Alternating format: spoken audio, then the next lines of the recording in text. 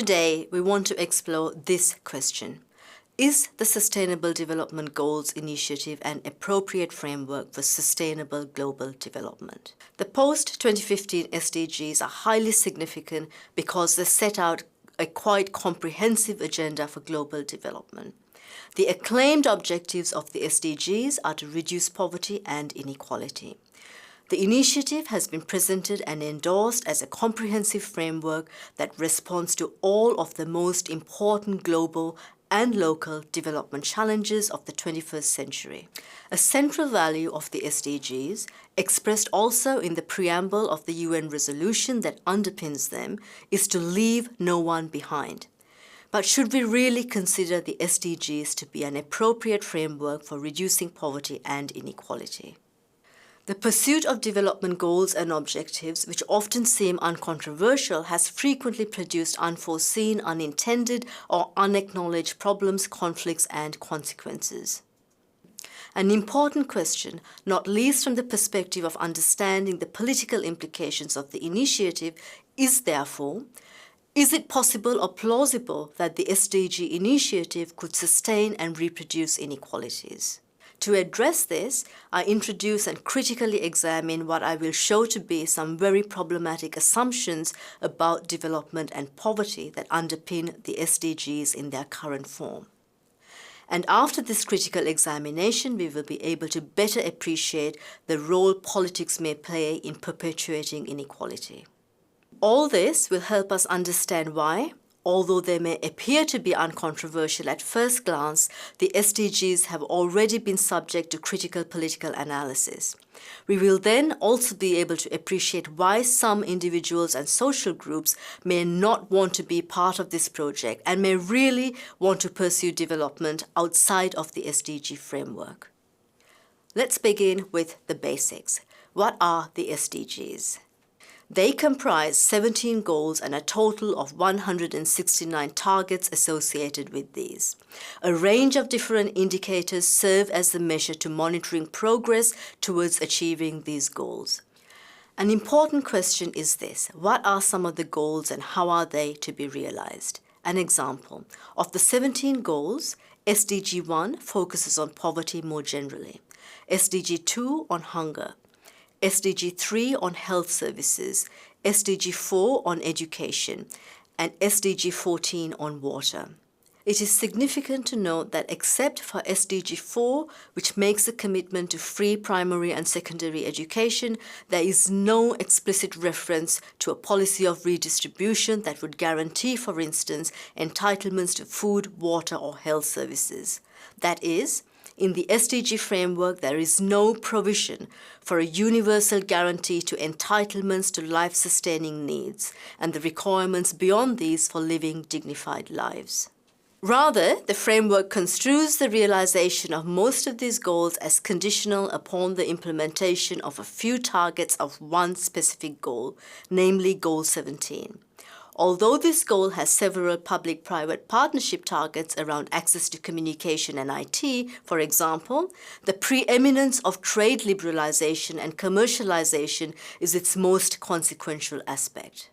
The United Nations resolution clearly acknowledges the significance of Goal 17 for the SDG framework. It does so specifically and in detail in a section themed Means of Implementation.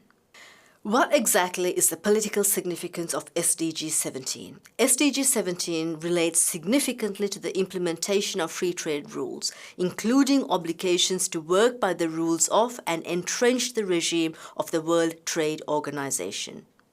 The upshot of committing to SDG 17 as the means of realizing most of the other SDGs is that this effectively mandates, for example, establishing markets for water, health services, and even educational services. Commercialization, therefore, becomes fundamental and a cornerstone value of the SDG framework. A potential consequence with broad and far-reaching implications is that those who cannot afford to pay risk being denied entitlements to life-sustaining needs. Let us return to the two questions raised in the beginning. Is the Sustainable Development Goals Initiative an appropriate framework for sustainable global development? Is it possible or plausible that the SDG initiative could sustain and reproduce inequalities? Our response to the first question depends crucially on how we understand the causes of poverty and inequality.